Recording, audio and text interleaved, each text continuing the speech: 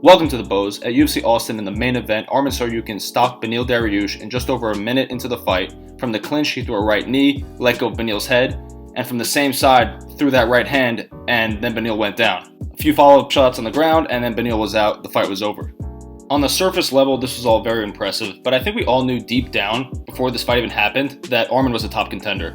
I think the Beneil fight just proved, more than anything, that Arman wants to come to the bright lights, being in the main event and all that. He's ready for all that. All that pressure that comes with main events, big fights, championships, he's ready for that. We already knew he had a very well-rounded skill set. He's very physical, very athletic. We knew he can contend with the best in the division, and now we know he can handle the bright lights and the pressure. He's going to move up to at least number 4 in the rankings, taking Beneil's spot, but in my opinion, he should move to number 3 and take Poirier's spot. Arman has a very impressive win over a top 4 guy. He's on a winning streak, and Poirier is coming off a loss and has a win over a number 5 guy in Michael Chandler. So Arman has the higher ranked win and the win streak, and it would appear that Arman would be a tough matchup for Poirier, given that Poirier has struggled with wrestling in the past. I think Arman is ready for a title shot, but there's a bit of a logjam at the top of the lightweight division. Oliveira was supposed to get a second crack at Makhachev. Gaethje has 2 very impressive wins in a row. He probably has the best 2 recent wins in the division outside of the champion. The performance he had against Fiziev and knocking out Poirier are 2 huge wins. But he lost to Oliveira not too long ago, so how can he jump over Oliveira to get a title shot? It's a tricky situation, and now Arman's in the mix, so it's even more tricky.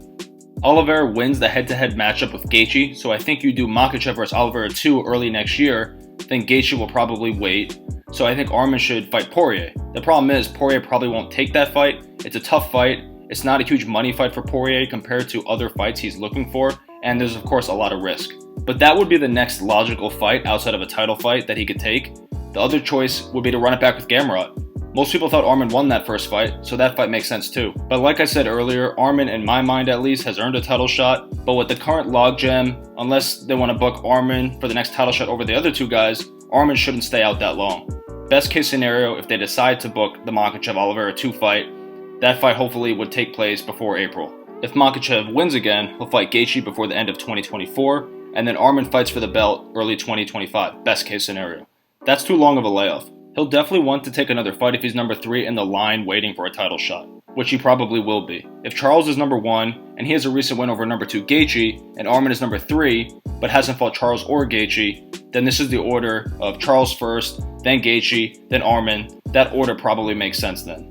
Unless they make them fight each other instead for a number 1 contender spot. Let me know in the comments who you think Arman will end up fighting next. But more specifically to Arman's fight with Dariush, I wanted to talk about the finishing sequence. I thought it was very interesting because it reminded me of the sequence Oliveira used to drop Gaethje, which led to the finish. It's not exactly the same, but similar in a way where both Arman and Charles pulled down the head of their opponent, which took their opponent's eyes off their hands, and both Beneil and Gaethje pulled their head back in a straight line, still on the same line as they were before, making it easy for Arman and Charles to both land their big right hand. Justin and Beneil couldn't see the right hand coming due to a single collar tie from Charles in that scenario. Or in the case of Arman versus Beneil, Arman used the tie plum using both hands, and then both Gaethje and Dariush had a bad exit from it, going straight back with their guard not in a position to protect themselves, so they got caught, and they didn't even see it. I just thought it was interesting to see how the sequence played out for both of them. It was just a nice use of Muay Thai and MMA. It was really cool to see. Or in Charles' case, I guess modified Muay Thai using a single collar tie as opposed to full-on tie plum. But it's still really cool. A fight between Charles and Arman would be sick as well if they ever booked that fight. They both hit hard. They're both really athletic. They both have very well-rounded skill sets. It would be a fun fight. But anyways, that's all I got for this video. Leave a like and subscribe, and I'll see you later.